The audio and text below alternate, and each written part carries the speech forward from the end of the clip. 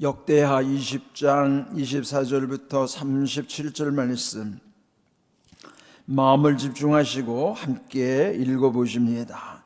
유다 사람이 들망대에 이르러 그 무리를 본즉 땅에 엎드러진 시체들 뿐이요 한 사람도 피한 자가 없는지라.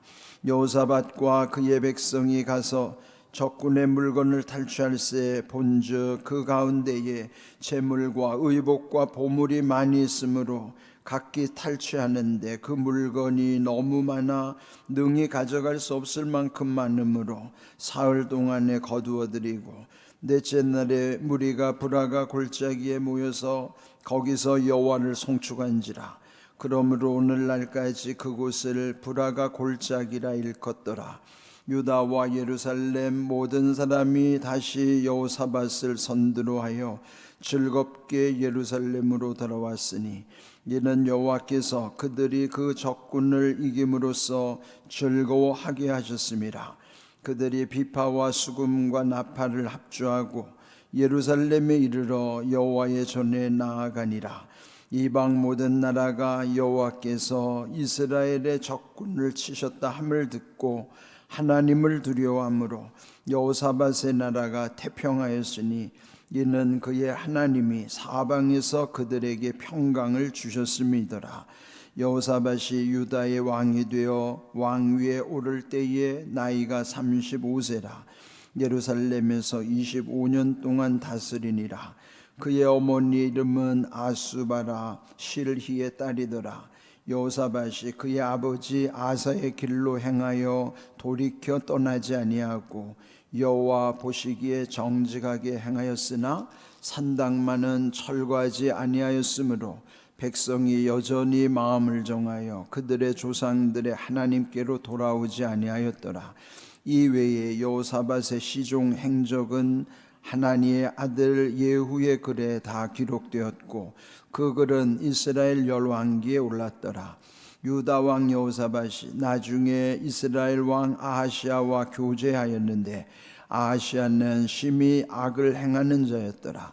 두 왕이 서로 연합하고 배를 만들어 다시스로 보내고자 하여 에시온게벨에서 배를 만들었더니 마레사 사람 도다와 후의 아들 엘리에셀이 여호사밧을 향하여 예언하여 이르되 왕이 아하시아와 교제함으로 여호와께서 왕이 지은 것들을 파하시리라 하더니 이에 그 배들이 부서져서 다시스로 가지 못하였더라. 아멘. 역대하 20장까지 우리 앞에서 본 17장부터 여기 20장 이르는 4장에는 남유다의 여호사밧 왕의 행적. 근데 오늘 이 마지막 그가 이제 35세에 왕이 되었고 25년을 통치했다는 말씀이 있죠. 그럼 이제 그의 나이가 60이 된 것이죠. 이제 오늘날 100세 시대의 60은 젊은 층에 해당하지만은 이 당시 평균 연령이 낮은 시대의 60은 결코 적은 나이는 아닙니다. 그러나 하나님이 또 25년 재위기간 동안에 함께 하심으로 여호사밧은 특별히 하나님이 기뻐하시는 일에 그나마 힘썼던 왕입니다. 물론 완전하지는 못해서 이 끝에서 보면은 마지막 산당을 제거하지 못한 아쉬움을 표현하긴 하지만 그래도 나름대로 여호사밧은 남유다의 20명의 왕 중에서 선한 왕으로 기록되는 분입니다. 오늘 읽은 이 말씀에 보면은 이제 그 전쟁 후에 전리품을 취하는 내용이 나와요. 근데 여기 20장에 보면은 우리 앞에서 본 대로 그 암몬, 모압, 마온이라고 하는 세 나라가 합세해서 이 남유다를 쳐들어온 적이 있다고 그랬죠. 그때 이 앞에 3절에서 보면은 여호사밧은 두려움 가운데서도 먼저 낯을 하나님께로 향했고 방향이죠. 그 다음에 두 번째로는 간구했고 세 번째로는 백성들에게 금식을 선포했더라. 그리고 구하기를 오직 주만 바라나이다. 12절 말씀처럼 그렇게 하나님께만 전적으로 의지했죠. 그럴 때 하나님께서 그의 기도를 들으시고 하나님이 그 모든 전쟁을 직접 지휘하신 거예요. 그래서 결국은 그들은 오히려 찬양대를 조직해서 하나님을 찬양하는 일, 그런데 그때 하나님이 숨겨두신 복병들로 하여금 그 모든 적군을 물리치게 됐고요. 그래서 이제 오늘 읽은 말씀에 보면은 이제 전쟁이 마치면은 적군에게서 이제 취하는 노량물이 있잖아요. 전리품이 있어요.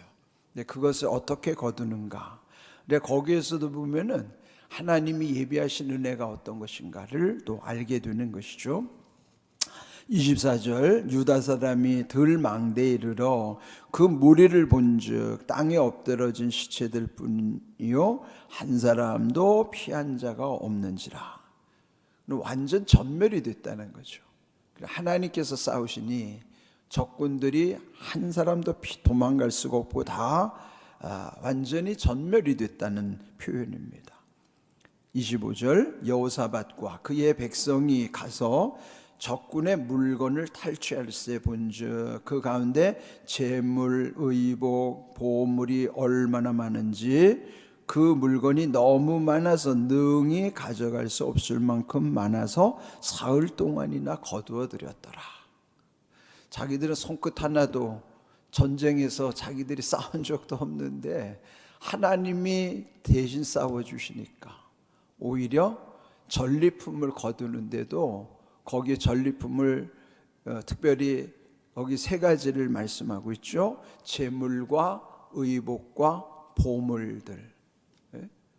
이게 우리 인생이 탐내는 항목들이에요. 의복과 재물과 의복과 보물들을 얼마나 많은지 너무 많아서 능히 가져갈 수 없을 만큼 많아서 사흘 동안이나 그거를 거두었더라는 거예요. 그들은 수고한 게 뭐가 있겠어요? 하나님께 온전히 맡기고 하나님께 영광 돌리며 찬양을 드린 그 전쟁에서 엄청난 수확을 얻게 되는 거예요. 수지가 맞은 거죠. 이런 사실에서 보면은 물론 우리가 수고한 만큼만 얻는 것도 복이죠. 자기가 수고한 것도 얻지 못하는 경우가 세상에는 얼마나 많습니까?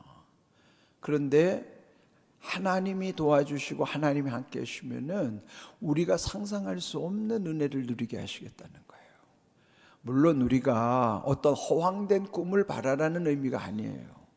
하나님을 전적으로 의지할 때 주시는 놀라운 은혜가 어떤 것인가를 말씀하고자 하는 것이죠. 그러니 우리가 수고하는 것을 그만큼 거두는 은혜도 있지만은 사실은 하나님이 도와주시면은 예측할 수 없는, 상상할 수 없는 놀라운 은혜와 복을 경험하고 누리게 하신다는 표현이기도 하는 것이에요. 그래서 여기 이제 그곳을 여기 26절을 보면은 넷째 날이 되었을 때 거기를 브라가 골짜기라고 이름을 했다 그랬어요. 그러면서 거기 브라가 골짜기에서 여호와를 송축한지라 높여 하나님을 찬양한 것이 송축이에요. 얼마나 기뻤겠습니까? 그러면서 거기를 브라가라는 말은 베레카라는 뜻이에요. 그 브라가라는 뜻이 뭐냐면은 축복이라는 뜻이에요. 영어로 blessing, 복이라는 뜻이죠. 복의 골짜기, 축복의 골짜기. 예? 거기를 브라가 골짜기라고 이름을 짓게 됐다 하는 거예요. 여러분의 삶 속에서도 무슨 특별한 일을 경험하게 되면 잊을 수가 없잖아요. 그리고 거기를 늘 기념하게 되는 것처럼 그곳이 아주 특별한 곳이 된 거예요. 그 이전에는 거기는 별 의미도 없는 곳이었지만 하나님의 은혜를 경험한 곳이 특별한 이름을 짓게 되는 것이죠. 브라가라고 하는 축복의 골짜기라는 곳이 거기에 이제 새롭게 의미가 거기 부여된 거예요. 우리 인생에 살다 보면은 그냥 평범한 시간, 평범한 장소가 아니라 내게 특별한 시간, 특별한 장소는요 거기가 우리의 삶에 복이 있는 곳, 잊을 수 없는 곳이에요. 근데 그런 경험이 많으면 좋죠. 지금 여기 여호사밧 왕에 대해서는 4장에 걸쳐서 기록이 돼 있어요. 그러면은 분량으로 봐도 4장이면 굉장한 양을 여기다가 적어놓고 있는 것이에요. 그만큼 여호사밧이 하나님께 받은 은혜가 크다는 것이고, 그 하나님 앞에서의 이런 기록이 많다는 게 얼마나 중요해요. 우리도 나중에 천국에 갔을 때 내가 이 땅에서의 하나님께 드렸던, 또 하나님께 헌신했던 기록들이 많으면 얼마나 좋겠어요. 예? 그런 정말 귀한 일이라. 그래서 우리가 이 땅에서 사는 시간들과 어떤 공간 속에서, 시간과 장소, 사람은 시간과 공간의 존재잖아요. 시공의 존재란 말이에요.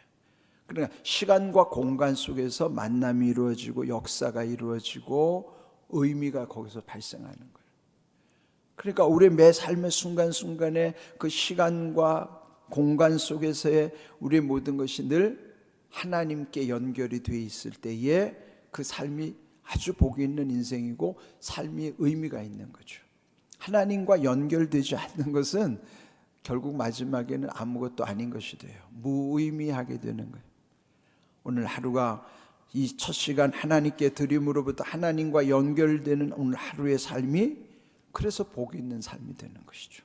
그게 다 하늘에 기록되는 아름다운 신앙의 발자취가 남는 것이 되는 거예요. 우리의 시간과 공간, 시공의 존재로서 모든 것이 하나님께 먼저 연결이 되는 삶으로부터의 모든 것이 이루어질 수 있도록. 그래서 우리는 매일 그렇게 사는 거예요. 여기 이 여호사밧에게 이런 은혜를 우리에게 또 사모하게 하시는 것이죠. 자, 27절 보시면 유다와 예루살렘 모든 사람이 다시 여호사밧을 선두로 하여 즐겁게 예루살렘으로 돌아왔으니 이는 여호와께서 그들이 그 적군을 이김으로써 즐거워하게 하셨습니다. 네. 그들이 즐겁게 돌아온 것은 여호와께서 그들로 하여금 즐거워하게 하셨습니다. 그래서 오늘 제목을 하게 하셨습니다 정했어요. 왜요? 하나님은 하게 하시는 하나님이시니까. 그러니까 즐겁게 예루살렘으로 돌아온 것도 그들이 즐거워하는 것이 하나님이 즐거워하게 하셨기 때문이라 그런 말이죠. 그러니까 우리 인생에도 이런 즐거워하게 하시는 은혜뿐만 아니라 하나님은 모든 것을 하게 하시는 하나님이기 때문에 하게 하시는 하나님의 은혜를 붙잡아야 할 수 있는 거예요. 하게 하시는 하나님의 은혜 속에서만 나는 할 수 있는 것이죠. 그래서 바울도 빌립보 4장 13절에서 내게 능력 주시는 자 안에서 내가 모든 것을 할 수 있느니라. 자기 능력으로 모든 것 다 할 수 있다는 게 아니라 나에게 능력 주시는 하나님의 은혜 안에서는 나는 모든 것을 할 수 있다라고 하는 고백을 드리는 거예요. 그러니까 하게 하시는 하나님의 은혜를 붙잡아야만 할 수 있다 그러는 거예요. 내가 할 수 있는 것은 하게 하시는 하나님의 은혜 안에서만 가능하다 그러는 거예요. 하게 하시는 하나님은 내가 할 수 없는 것은 때로는 되게 하시기도 하는 거예요. 할 수 있는 것은 하게 하시는 하나님의 은혜요, 할 수 없는 것은 되게 하시는 하나님의 은혜란 말이에요. 그러니까 우리가 하나님을 전적으로 의지하면서 산다는 것이 얼마나 귀한 일인가. 그런 말씀 속에서 우리가 늘 그걸 귀하게 마음에 새기는 것입니다. 30절 여호사밧의 나라가 태평하였으니 이는 그의 하나님이 사방에서 그들에게 평강을 주셨기 때문이라 하는 거예요. 태평이 말씀드린 거죠. 태평이 클 태자예요. 평은 평안할 평. 그러니까 태평은 큰 평안이에요. 큰 평안을 주셨어요. 태평의 은혜를 주셨기 때문에 이제는 사방에 뭐가 있어요? 평강이 임하는 거예요. 평강의 은혜가 임하는 거예요. 이전에는 그 세 나라가 합세하여 쳐들어왔을 때는 눈앞이 깜깜하죠. 왜? 사방이 다 막혀 있잖아요. 그들이 손을 쓸 수가 없어요. 우리도 살다 보면 사방으로 우겨쌈을 당한 것 같은 공포를 느낄 때가 있죠. 그럴 때도 하나님은 항상 위를 열어놓으신다고 말씀드렸어요. 그러니까 위로부터 역사하시는 하나님의 은혜 가운데 태평의 은혜가 어디로부터 오는가? 위로부터 임하는 거예요. 큰 평안, 그 태평을 주시니까 사방으로부터의 평강이 임했다 하는 것이죠. 열왕기상 5장 4절에도 솔로몬의 고백이 이와 유사한 고백이 있어요. 솔로몬도 열왕기상 5장 4절을 보면은 내가 나의 하나님 여호와께서 주시는 그 태평으로 말미암아 사방에 주시는 그 태평의 은혜로 말미암아 재앙도 없고 원수도 없도다 그렇게 고백하는 거예요. 태평의 은혜를 주시면 사방에 재앙도 원수도 없기도 하겠지만 없애주기도 하시겠지만은 있어도 있는 것 같지 않다는 건 뭐예요? 감당을 할 수가 있기 때문이에요. 그런 은혜가, 그래서 우리는 늘 솔로몬도 여기 여호사밧도 태평의 은혜를 경험하고 누리는 것처럼 여러분도 태평의 은혜를 누려야 사방으로부터의 원수도 없고 재앙도 없는 거예요. 그 원수가 없다는 건 뭐예요? 나랑 맞설 사람이 없다는 거죠. 예? 여러분 원수라고 하는 게 내가 원수로 생각하는 게 원수지, 상대방은 나를 원수처럼 여긴다고 해도 내가 그 사람을 원수로 대하지도 않고 원수로 맞서지도 않으면 그 사람은 내 원수가 아니에요. 되게 보면 자기가 원수를 만드는 거죠. 그러나 그가 나를 원수처럼 여긴다 하더라도 나는 그 사람을 원수로 여기지 않으면 그 사람은 원수가 아니에요. 그러면 내게는 그 태평의 은혜가 있기 때문에 그렇게 할 수 있는 거라고. 그렇지 않으면 불편하죠. 그런데 상대방은 나를 불편해해도 나는 그 사람이 불편하지 않아요. 왜 그래요? 태평의 은혜를 경험할 때만이 그 사람은 나를 불편해해도 나는 그 사람을 불편하게 여기지 않는 거예요. 이런 은혜는 그냥 오지 않아요. 큰 평안 태평의 은혜를 사방의 재앙도 원수도 없게 하시겠지만은 원수도 재앙도 다 극복하게 하시는 거예요. 극복이 뭐예요? 뛰어넘어가는 거예요. 그를 맞서지 않고 상대하지 않고 그 너머에 있는 그 뛰어넘어가는 거예요. 왜? 거기에 에너지를 뺏길 이유가 없어요. 왜 그 사람 때문에 내가 시달려요? 에너지를 거기에 낭비하지 않는단 말이에요. 그보다 더 훨씬 소중한 일이 얼마나 많은데 왜 여기에 막혀요? 그걸 뛰어넘어가야지. 어떻게 해요? 태평의 은혜로. 그게 우리에게 주시는 은혜라는 거죠. 여기 마지막 우리가 살필 건 32절. 그 여호사밧은 아버지 아사도 비교적 좋은 왕이었는데 그 아버지 아사 왕의 길로 행하여 여호와 보시기에 정직하였다. 결론이 뭡니까? 하나님이 보시기에 어떠하느냐가 중요한 거예요. 사람이 잘 봐준다고 근데 하나님이 보시기엔 악하다? 그건 꽝입니다. 그건 아무것도 아니에요. 비록 사람들은 나를 오해할 수 있어도 하나님이 보시기에 내가 정직하고 이 여호사밧처럼 하나님이 보시기에 선할 때에 그 사람이 복이 있는 것이지, 사람이 어떻게 보느냐 그보다 더 중요한 것은 여호와가 보시기에 하나님이 보시기에 나는 어떠한 존재인가가 훨씬 중요하다는 거예요. 자, 오늘 제목처럼 하나님은 하게 하시는 하나님이면서 되게 하시는 하나님이시래요. 한번 성경을 통해서 확인하겠습니다. 창세기 48장 4절을 읽습니다. 내게 이르시되 내가 너로 생육하고 번성하게 하여 내게서 많은 백성이 나게 하고 내가 이 땅을 내 후손에게 주어 영원한 소유가 되게 하리라. 아멘. 이건 야곱의 고백이에요. 야곱이 요셉을 죽었을 줄 알았던 요셉 아들을 만나가지고 옛적에 자기가 방황하던 시절에 하나님을 만났죠. 창세기 28장 거기 베델에서 하나님을 만났을 때 하나님이 주신 약속을 다시 한번 아들에게 설명하는 거예요.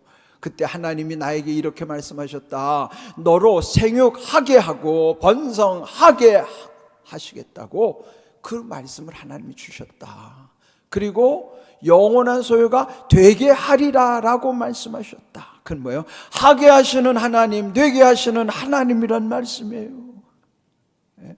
하나님은 되게 하시는 하나님이에요. 왜?